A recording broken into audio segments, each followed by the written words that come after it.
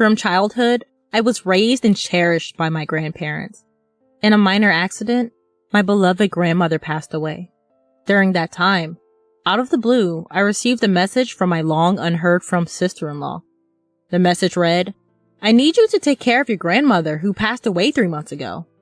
There is so much I wanted to say, but my cherished grandmother is not there anymore. I witnessed it with my own eyes. This call would serve as a catalyst for everything to come to light. I am Linda Thompson, a 45-year-old single woman. The last time I had a significant male presence in my life was back in college. After parting with him, I dove headfirst into the working world post-graduation, laboring in the marketing department of a major cosmetics company where I worked overtime and weekends as the norm. Before I knew it, I had missed my chance to get married. That's not the reason, but 6 years ago, I changed careers and took a desk job at a nursing home. I used to commute for an hour and a half one way on crowded trains, and if I made it back home on the last train, I considered myself lucky. Now, I work at a place less than a 10-minute bike ride away from home. I get the usual days off as per the calendar, and overtime is almost non-existent. But that's not why I changed jobs either. I've never moved out of my childhood home. I'm confident in my financial standing, and I'm pretty good at household chores, if I do say so myself. So, why haven't I moved out? Because I love my family, especially my dear grandmother. I was born and raised in California. The members of my family are my parents, grandparents, and my brother, who is 5 years my senior. His name is Brian Thompson, now 50 years old. While I just said I love my family, my feelings toward my brother are complex. I used to love him as my brother. He was a gentle and caring older brother, always looking after his little sister. But Brian changed. After graduating from college, he got a job in car sales, moved out on his own early on, and married a woman from his workplace just 2 years later. From then on, we gradually grew apart, and he never shows up at our childhood home. Not during Thanksgiving, not during spring break, not even during the Christmas holidays. I vaguely know that he lives somewhere in the South, but that's about it. I don't even know if he has children. I can't even remember when I last saw Brian's face, or when we last spoke on the phone. It feels like it's been at least 5 years. Ever since I became a manager, I've been super busy. I'm leaving everything home related to you. Those are the last words I remember from Brian. My current impression of him can be summarized as, what an unfeeling man. That's why I made a career change and decided to not move away from my childhood home, to protect the house. My parents are both retired. My grandfather, 93 years old, suffered a stroke a few years ago, and though he recovered, he requires constant care and can't live independently. Currently, my parents are taking care of him. And then, there's my grandmother, Betty Thompson, aged 92. My dearly beloved Grandma Betty. In our house, both of my parents were working, so it was my grandparents who took care of my siblings and me when we were little. Especially Grandma Betty. She taught me everything I needed to survive. These days, she can't get out much, but she's lively enough to walk around the house freely. That's why I decided to change my job and working in a nursing home so that I can take care of her if anything happens. On one particular day, "I'm off to work," I said as I was getting ready to leave the house, when Grandma Betty called from behind me. "Lynn, you forgot something!" "Huh? I didn't forget anything," I replied, but she said, "Here, have some hard candies," and handed me a few black licorice candies. "Oh, right, thanks." That brought a smile to my face. Licorice has always been a favorite of both Grandma Betty's and mine. I put them in my suit pocket and left the house with a smile. Suddenly, tragedy struck. Or maybe it's called a tragedy because it happened suddenly, but that doesn't matter now. Grandma Betty had a severe accident. According to my father, after she had hung her laundry on the balcony upstairs as usual, she missed a step on the stairs and fell. It was something we always feared. We always told her to leave the laundry to Mom and Dad, that the stairs were dangerous and not to go upstairs. But Grandma Betty, like me, was stubborn. She was a believer in doing what she can do by herself. No one is to blame. It was just an unfortunate accident that could have happened at any time. Everything happened quickly after that. Grandma Betty, who had suffered complex fractures to her femur and pelvis, never made it home from the hospital. Just 4 months later, she passed away due to old age. Of course, I was sad, and I did cry. I cried and broke down crying, but I am an adult now, and now I am the breadwinner of this house. I don't have time to wallow in sorrow. Funeral, cremation, interment, I have to take care of everything. Grandma Betty was originally from the Midwest, and now we don't have any close relatives to contact. We decided at a family meeting to have a funeral only with close family members. We have to invite my brother and his wife. I thought they would come without hesitation, but I was wrong. I couldn't reach them by phone or WhatsApp. I also sent an email, but no reply. I sent a text message as a last resort, and the reply came on the day of the cremation. I'm very busy overseas for work. Sorry, but I can't make it. I'll send the money later, it said. I don't care about the money!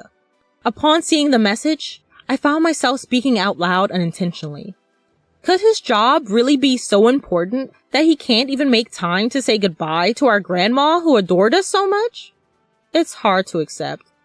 Into Grandma's casket, her makeup impeccably done, looking like she was just peacefully sleeping, were placed flowers and a photo of Grandpa, along with her favorite black candy. Something changed in my perception of my brother while doing this. From that moment, I started to despise him. Since then, the seasons have changed, and it is now winter. For me, it doesn't matter whether it's spring, summer, autumn, or winter. I don't care if it's always winter or always summer.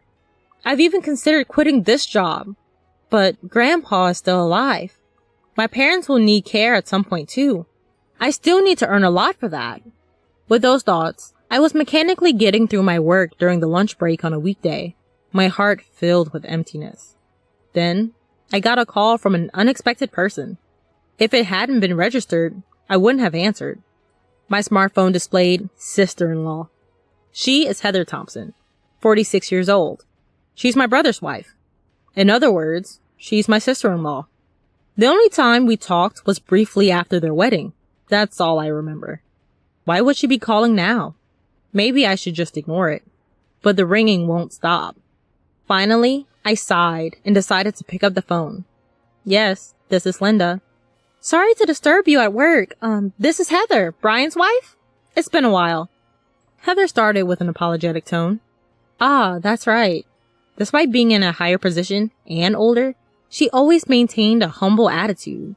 When she suddenly decided to marry my brother, she made sure to greet my parents and me, even on behalf of my brother. To put it simply, she's a good person. That's why I couldn't understand why she would contact me now. It's okay, but do you need something? I tried my best not to sound cold as I asked. It's hard for me to bring this up. Heather hesitated for a moment before continuing. About Betty, your grandmother? What happened to my grandmother? I inadvertently raised my voice. We've been taking care of her on my husband's orders, but it's already past the promised 1 month. Could you possibly come to pick her up? What? I couldn't comprehend what Heather was saying. So, we're taking care of Betty at our... Wait a minute. That was all I could muster. Think, Linda. Think. So, you're saying that you've been taking care of my grandmother, Betty, who died 3 months ago? This was the question that came out after thinking hard. I knew it sounded nonsensical, but so did Heather. Yes, we've been taking care of Betty at our... Wait, she died? 3 months ago? A genuinely surprised voice replied. Why don't we calm down a bit, I suggested, and Heather agreed. A few minutes later, regaining my composure, I carefully explained to Heather how my grandmother had passed away. In contrast, Heather's response was utterly perplexing. At the house where Brian and Heather are living, she said, we were told that your grandmother needed care and to take her in until arrangements were made at her home, and that they had been living together with my grandmother. There are two possible conclusions. We're both not lying, right? This was the first one. If that's true, then my brother, Brian, is the one lying. This was the second one. I had anticipated it to some extent. The reasons why one would tell such a blatant lie that would be exposed so quickly. But now, there are things I need to do before pursuing that. I'd like to get in touch with Brian right away. But he's basically unreachable on his mobile, I told Heather. I've never used my husband's cell phone either. He won't let me. She continues. However, I think I could talk to him on my cell phone while he's at home. And, she says. And? I interject. He's been working remotely more often lately. I think if I asked, he'd probably be able to have a video call. I certainly think there's a power in face-to-face persuasion. But there's a problem. I'm not even sure where you two are living now. I mentioned the issue. We've been living in Y City in California for over 10 years, so it's easy for us to visit your house, Linda, she says. For now, we agreed to talk to Brian on Heather's cell phone at night and ended the call. We devised various other plans with mixed feelings. Y City is just the next town over. How much lying will satisfy him? Expecting me to take care of some stranger's old woman just a few months after Grandma passed away? It's too much. No, it's repugnant. I got home and called Brian on Heather's cell phone at the appointed time of 8 p.m. By the way, Heather is also waiting in my room at home, thanks to her kindness and enthusiasm. Despite my constant attempts to contact him, he answered Heather's cell phone in just 3 rings. I made sure the conversation was audible to Heather by putting the sound on speaker. Heather, where are you right now? You haven't even prepared dinner, he says in an imposing and arrogant tone. He's not the Brian I knew anymore. It's me, Brian, I declare. Huh? He's clearly confused. I thought so, and waited for my brother's words. That's Linda, isn't it? Why? Where's Heather? I'm here, Heather replies tersely. Why are you with Linda? Brian stammers for a moment, then quickly finds his words. Don't tell me. Did you tell Linda about that matter? He asks. Yes, I did, she replies with a calm demeanor. I told you it was too early to talk about it, he exclaims. My brother's sudden shift in attitude. About that issue? Of course, it's about our grandmother. I've heard from Heather that you've been working remotely lately, I began. What about it? I could almost see the scowl on my brother's face. Why don't we talk face to face using a remote work app from here on out? I'll send you the ID and password, I suggested. If you refuse, I'll take Linda and go back home. Heather offers a cover fire. Fine. My brother grudgingly agreed in a reluctant tone. I sent the ID and password to my brother using Heather's smartphone. We waited a moment. Although the face that appeared on the computer screen was slightly fatter than the last time I saw him, it was undoubtedly my brother Brian. It's Brian. So, what's so important that we have to face each other to talk about? I'm busy here. His attempt to play dumb at this point made my blood boil. Isn't it obvious? It's about our grandmother. What do you mean by saying we should take in our grandmother who died 3 months ago? To my surprise, he replied calmly. You must be misunderstanding something. My brother calmly continues. Our grandmother isn't dead. I'm taking care of her at my place. It was you, Linda, who asked for this, wasn't it? What? I was at a loss for words. Was he really so afraid of Heather finding out the truth? Could a person really stoop this low? And this was my own brother. I was so angry that I was on the verge of tears. But I sent you a text message, I said through tears. I don't remember. Grandma's here with me right now. Do you want me to bring her here? I want you to bring her here. Brian was completely defiant. I had no time for tears. Brian left his seat and returned a few minutes later with an old woman in a wheelchair. Say hello, Grandma. Linda, it's been a while. I'm Betty. The old woman spoke in a halting voice. I just wanted him to stop this farce. I felt anger boiling up in me again. She's a completely different person. Indeed, the old woman on the computer screen was nothing like my beloved grandmother. For one thing, my grandmother would never call me Linda. As you age, your appearance changes. She's been showing signs of dementia recently, so it can't be helped that her memories of you are vague. Brian seemed determined to deny everything to the bitter end. So, you won't acknowledge the death certificate submitted by the district office? Of course not. Documents can be forged these days. He smirked. I was prepared for this. I had a plan in place. Just wait, I'll show you some evidence too. Evidence? Leaving a perplexed Brian behind, I exit the room. A few minutes later, I return to my room with the evidence. Well, isn't it Brian? Long time no see, you ungrateful one. Grandpa? You were supposed to be bedridden. Faced with the sudden evidence, Brian's eyes grow wide. At one point, I was prepared to die. Even now, I can't go to the bathroom on my own, but my brain's still in good shape. Grandpa continues. I've heard all about it from Linda. Are you saying that the one there next to you is my wife, Betty? Nonsense. Betty was a lot more beautiful. Uh-oh. Cornered, Brian hangs up his phone. He's probably trying to log out of the video call. Heather, who had remained silent till now, spoke up. Are you running away, Brian? Going to Catherine's place? Brian's face turned pale, clearly visible even through the computer screen. How do you know that? I've thought this for a while now, Brian. You underestimate me, Heather insists. Your grandmother has frequently let it slip. Catherine! Catherine! Of course, it's not my name, nor my mother's. Well, that's... I also confirmed with Linda, and she had no recollection of the name Catherine. I had a suspicion for a long time, and hired a private detective to investigate possible infidelity. What? The results came out quickly. Pictures of you at the scene of the affair, that your grandmother is Catherine's grandmother, that you have been preparing various things to divorce me. Yes. Everything started from Heather's women's intuition that Brian had a high chance of having an affair with another woman, a relationship with a late 20s subordinate at work named Catherine. Brian had taken over the care of her dementia-stricken grandmother to win favor with Catherine. He was also plotting to dump her into a care home and push her off of my family home before admission. That he was planning to divorce Heather without any blame and remarry Catherine using every means possible.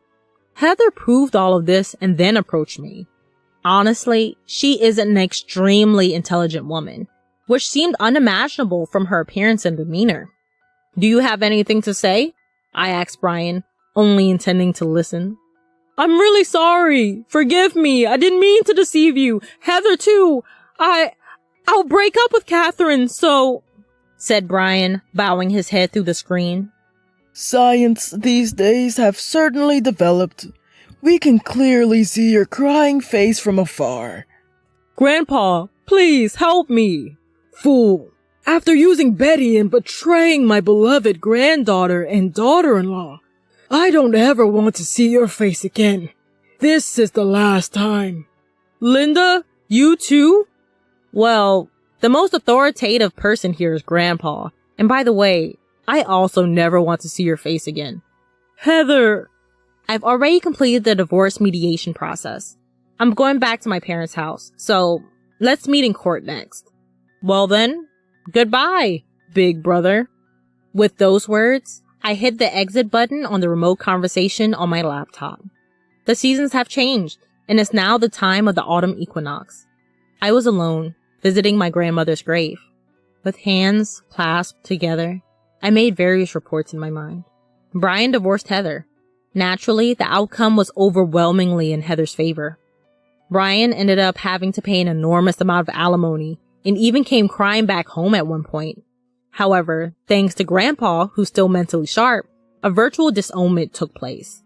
Apparently, even his will states Brian is no longer family.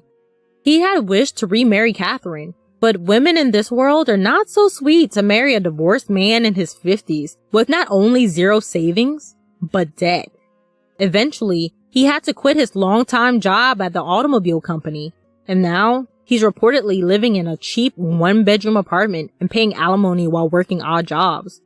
In this day and age, it's probably difficult for someone over 50 with no significant qualifications to get re-employed.